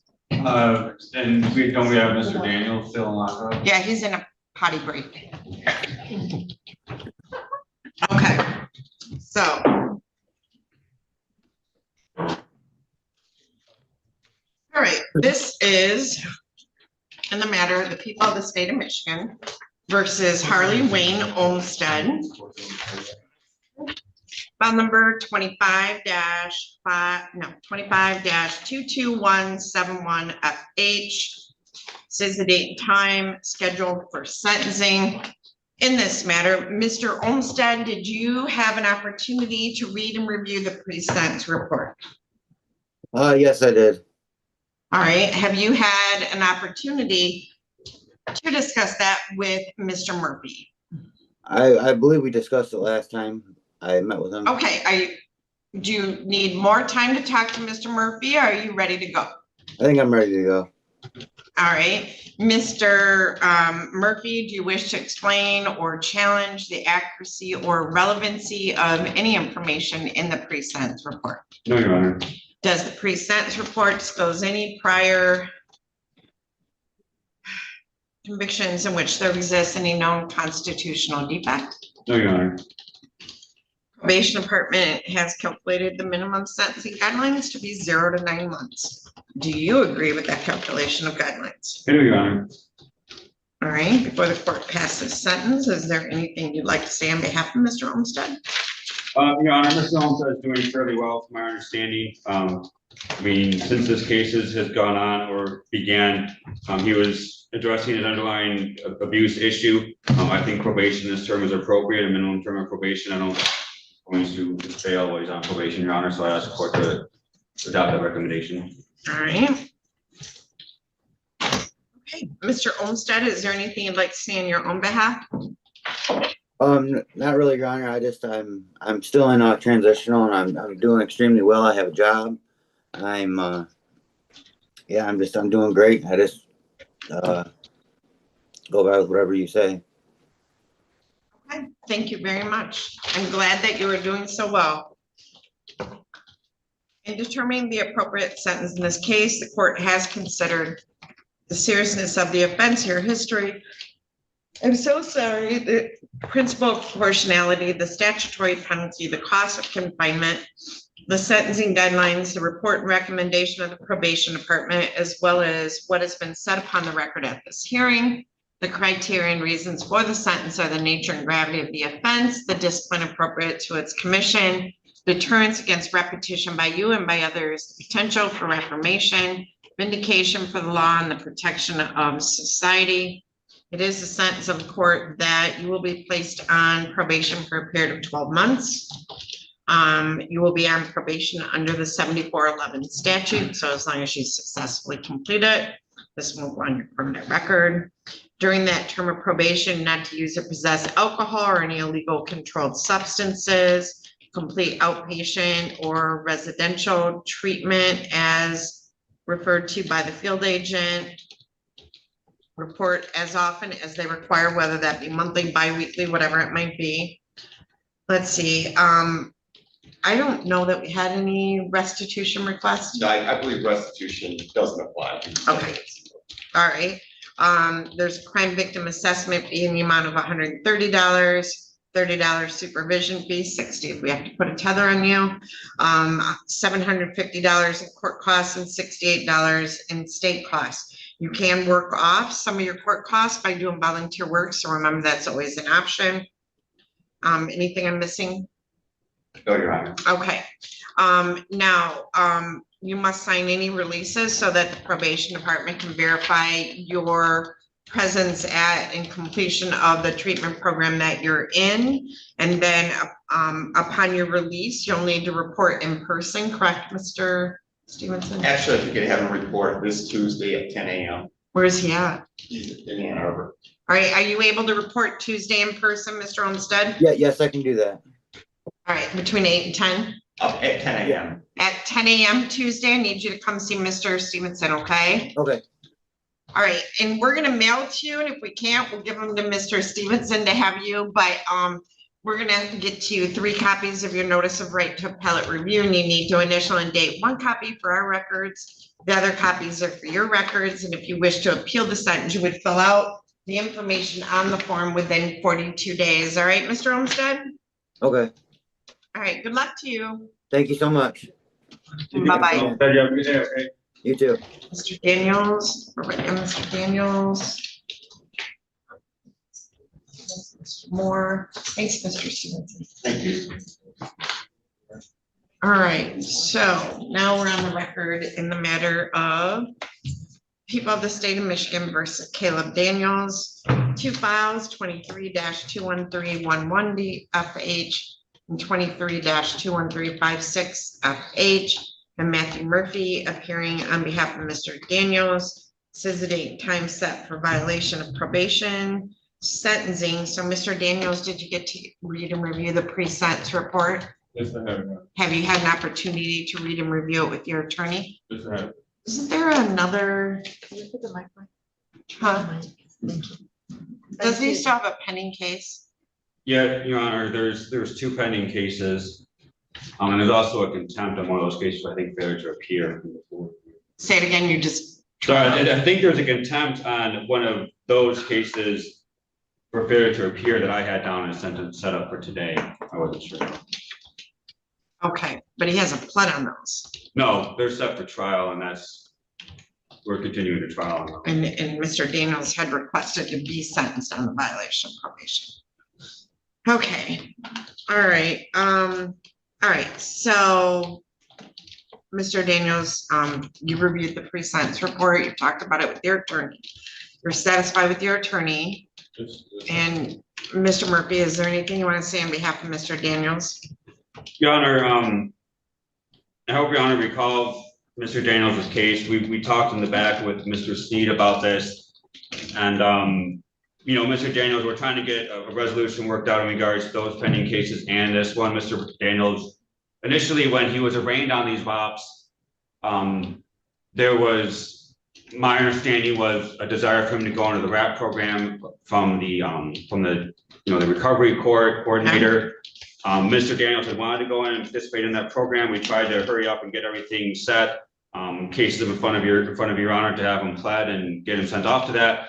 Things fell apart, and we're here today. You know, in regards to these violations of probation, your honor, I understand the recommendation. I understand that we like the maximum of his guidelines and everything. Now we're maxing out pretty much on these files. When he was originally sentenced on these, his guidelines were, I believe, 2 to 17, fairly low end. Obviously, your honor is fairly well aware of Mr. Daniels' issue. It's a substance abuse issue that he takes ownership of. He knows he has it. I think everyone knows he has it. He's a really good guy to talk to. He's a really good guy to be with, other than that he obviously has that issue to address, and he's trying to address it. Like I said, from talking with him, he knows he's not going to deny the fact that he hasn't fully taken advantage of past opportunities. I mean, that's a light way of putting it, but I don't think he's done it out of any ill intent or any intent to disrespect anyone trying to help him. He fully understands and extremely grateful for all the help that everyone's tried to give him. So in regards to these matters, your honor, I wasn't sure if he was sentenced to the recommendation and given to MDOC, if he could be sentenced to the RAP program through that. I think, though, what may be more appropriate, again, he has these pending files. It seems like directly that the plea offer on those would be for him to serve 36 months in MDOC minimum. And so at this point, it's looking like we're going to trial on those, and there's a trial on the older file coming up in August. So if, I'd ask the court to consider, I guess, on these probation files, maybe just revoking, terminating, closing them out because he has ones pending. And again, I don't want to have a bunch of things flopping around. If that makes sense. That's what I ask the court to consider, revoke and terminate on these. All right, Mr. Daniels, anything you want to say on your own behalf? Yes, Your Honor. I'd just like to start off by saying I apologize to my family and to the courts and to the people for my behavior. I have been given multiple chances to do better on recovery court, and I'm grateful for all those chances. Your Honor, I would be a fool to say that I tried my hardest, but I did try. And I don't want to be kicked off recovery court. I believe that it wouldn't do me any good to be put on the streets with no probation. I don't believe that. To me, Your Honor, I don't know what prison entails, but I don't think prison is the help that I need, and that's just my opinion. I'm not the one passing judgment today, but Your Honor, I'd like to just take notice that, like I said, I did try. I did not try my hardest, and I would like another opportunity to do better and to be on recovery court, or possibly even the RAP program, like I was promised in the beginning. That's why I waived my preliminary exam, or whatever. I don't know, Your Honor. I'll be honest to say that all the decisions I've made, I can make 100 good decisions, but if I make that one wrong decision and I decide to use it, I throw everything away. The happiest I've ever been in my life has been on recovery court. When I was doing good, I had an apartment, car, job, all those things. Family, my kids, my son asked me the other day how many years until I come home, and that kind of broke my heart, I understand I'm not the only one being affected here anymore. My parents did the same thing to me that I'm doing to my children, and it's break, I'd like to break that curse and break that chain of addiction in my family. I would just ask that it be considered that I go to the RAP program, so I have an opportunity to. I heard they offer, job skills, they offer, substance abuse treatment. It's a lockdown facility. I honestly, every time I get released from a program or jail, I go straight to the streets, and I have to figure it out. I understand that there's resources, and I understand I have not taken full. I haven't took all the help that I could get. I understand that, but what I'm saying is that I haven't had the opportunity to actually practice these tools in a comfortable environment or a safe environment. I'm automatically released out to the same environment that I've already surrounded myself with, and that is my decision. I do understand that. But what I'm asking is that the court takes consideration that I be released to the RAP program or some type of help. I'm not ready to give up, Your Honor. So with that, that's all I have. Mr. Daniels, your attorney's correct. You are personable. you know, you were deeply loved by so many of your peers in the recovery court program. You know, when you're clean, you're a good father and a good partner and a good family member, but you probably are one of the worst addicts I've ever met in terms of just complete lack of control. And I don't know, how old are you now? 26, I'll be 27 then. You're just a baby. Like I don't know. I mean, we've given you all the resources and over and over and over and over and over again, and it just doesn't make a difference. And I guess at the end of the day, it comes down to you're not ready. I don't know, but you know, we all want you to succeed, you know, but I'll tell you what, if you can't do this and you continue to do what to your son, what your dad did to you or your mom did to you, you're better off not seeing them until you get this figured out, because you're just teaching them that path, you know, and nobody wants that. I don't know, I am gonna do what your attorney requested. I'm gonna give you credit for time served on both of these files and revoke and terminate your probation unsuccessfully. I can't send you to RAP because you got pending cases. So, you know, until those other cases are taken care of, which I know your attorney has been meeting with the prosecutor quite often about. But I am going to do as he recommends and revoke and terminate your probation on file number 23-21311 FH. I'll give you credit for 375 days. And then on 23-21356 FH, I'll give you credit for 398 days. Maybe I was going to hand down to you notice of right to appellate review on each file. Initial and date, 1 copy for each file. For our records, the other copies are for you. You know, Mr. Daniels, I've seen you walk in this courtroom with your shoulders back and your head up and proud. And today you're just like folding into yourself. Like, I know your life is really bad right now, but you know, Mr. Murphy is doing a good job and we'll get to the end of this somehow. All right. Thank you. Thank you.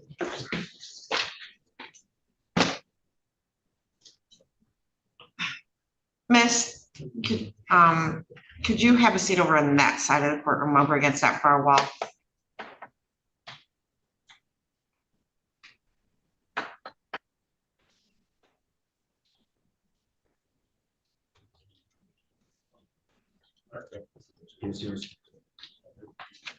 Okay, so the record should reflect I received back a signed copy of the notice of right to appellate review. Thank you, Your Honor. Thank you. Okay, so Mr. Murphy, I do have Mr. Powers. Your Honor, if I proceed on the record, and then if I could talk to them after we're done with the hearing, there's a lot to talk to them. Yeah. Okay, so this is in the matter of the people of the state of Michigan versus William Mitchell Powers. File number 24-22033 FC. There's so many twos today. So I have Phoebe McClure appearing on behalf of the people, Matthew Murphy appearing on behalf of Mr. Powers. And as I said, or I think I said, Mr. Powers is joining us from the jail. So, Mr. Murphy, we are hearing your motion. Yes, Your Honor, thank you. I'm just going to be brief. The majority, I mean, the body of the arguments contained in our brief. As I said, I believe that it's within the court's discretion. The trial court has a lot of discretion in regards to controlling what happens in the courtroom. And I believe that in regards to this matter, when you look at the situation, again, a person is presumed innocent, so proven guilty, and the proof of their guilt has to be done in the courtroom. The use of the term victim, as I said, we're not trying to say that it can't be used completely or entirely in the trial, just as a reference to the person here. The situation in which I guess I'm seeing it being a person testifying that they went and spoke to, which would be usually the victim. Well, my thought would be that they could just use their name. I'm not trying to dictate what term to be used or anything like that, just that the use of the term, the victim, in reference to, I would say the complaining witness at this point, but I understand that the documents sometimes list the complaining witness as the officer in charge. Again, I'm not saying they have to be referenced during trial as a complainant or anything like that, just that, again, the use of the term the victim in this matter, would prejudice my client. That's why we're asking for it to be precluded and that to be used in that way during trial in front of the jury. Thank you, Your Honor. All right, Ms. McClure, Your Honor, I'll also keep it brief, and I did think about briefing this issue for the court, but at the end of the day, I just wanted to stand on the notion that this is well settled law, and I didn't want to overburden the court with my response, so I simply filed a response motion and not a brief. But I would just point out to the court that it was well settled in People v. Wisniewski, and it was that holding was followed more recently in People v. Akins. So we do believe that it is permissible to use it throughout the trial, and that there are other safeguards in place to ensure that Mr. Powers has his due process rights. So, thank you. Okay, so, Mr. Murphy, there is a recent case, People v. Wisniewski. Are you familiar with it? Yes, Your Honor. I think I mentioned it in my. You did. Okay. Anything else? Well, Your Honor, in regards to People versus Wisniewski, again, first of all, this court is the trial court. It's not sitting as a appellate court reviewing trial court actions. So also there's a concern about that in regards to what, it's a different situation. It's not that we're saying a trial court acted inappropriately. We're asking the trial court to act a certain way, which I guess would change the, again, the use of the case. Now, I'm sorry, I'm trying to pull it up.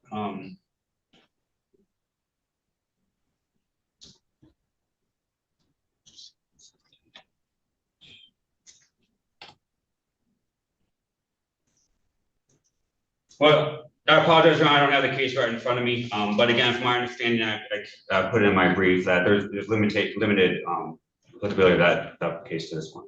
All right. Thank you, Mr. Murphy, and thank you both. Well, I am going to deny your motion to preclude the use of the term victim during the trial. And it was interesting because People v. Wisniewski, Mich App, Northwest 3rd, 2025 case, docket number 361978, Court of Appeals held that there was no prosecutorial error, and thus the trial court did not plainly err because Michigan statutes, particularly MCL 750.520 AS, contemplate that the term victim refers to the complainant in a CSE prosecution. Further, to the extent that the defendant had argued that referring to each complainant as the victim violated his rights to a fair trial in Berger v. United States, 295 U.S. 78, 89, 55, Supreme Court 629, 1935 case, common sense suggests that such language is consistent with prosecutorial role. That is, a reasonable juror could obviously understand that the prosecution's position is that the complainant in a CSE trial is a victim. Otherwise, the trial would not be taking place at all. And they found that there was no violation to a defendant's right to a fair trial. So I will deny your motion. All right, you'll do an order? Yes, Your Honor. There was another thing I wanted to address. I was trying to figure out, because Mr. Powers, his phone, from my understanding, his phone is in his property at the jail. He wanted me to get access to it to look at some things. I emailed the jail. I guess they forwarded that email to the prosecutor, and I'm trying to figure out if there needs to be an order or something to be in place, because I was contacted by Detective Putnam about doing a search warrant. And again, I'm just trying to get access to my phone. Yeah, Your Honor, the jail did reach out to us as it is their policy. Obviously, they have to check if it is evidence in the case. So I forwarded that to Detective Putnam to handle. And I know he reached out to Mr. Murphy to ask if there could be a consent to search the phone, and he would do a phone dump and provide the contents to both defense and myself. Alternately, if there is no consent, then Detective Putnam is prepared to draft a search warrant. I'm prepared to review that with him and give that to the court. And if the search warrant's granted, then he will do a search of the phone, at least of the what we believe to be the specific contents of the phone that would be applicable in this case. And then obviously we turn over those findings to defense. Your Honor, this is, again, my understanding that it's his property at the jail. So I mean, it'd be like if he was out of custody, he would just give me we could look through the phone. Having a whole search warrant, dissecting the phone wasn't what, we're just trying to see what this text message, the conversation or whatever and other things. So to the extent of doing a search warrant, it's my client's property and he's freely letting me look through it. I don't understand. So that's why I was wondering what the situation was if. Well, I guess what they said is either you and your client have the option of agreeing to allow the detective to search the phone, or they're gonna do a search warrant. But again, I want to look at the phone, and Mr. Powers was asking if I could look at it, not if everyone could search through it. I mean, it's a different situation. I could talk to them more about, because that hadn't been clarified. And again, in my mind, I'm like, well, this is just my. Okay, so now I'm not gonna make any decision on that, because either there's gonna be a search warrant, the jails, Your Honor, I guess the basis of it being that it is evidence then well, it should have if been it in is evidence, so. then we can't just turn over evidence to defense. Right. And we do require a search. Except it hasn't been evidence because the police didn't go get it. Correct, but the jail does require a search warrant or consent to get a phone out of property at the jail. Consent from who? From the defendant. Yeah, so, and he wants you to get it. Yeah, so I can go get, that's All why. right, you can brief this. I'm not making a decision on this today, and so it wasn't on my docket. And I have an abuse neglect case to move to. Can I just? Yep, so if you want to go back in the jury room, you can use the jury room.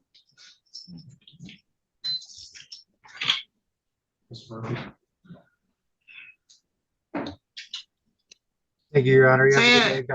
Yeah, no, don't go anywhere, because I'm gonna put you in a breakout room with your attorney, okay? Thank you, Your Honor.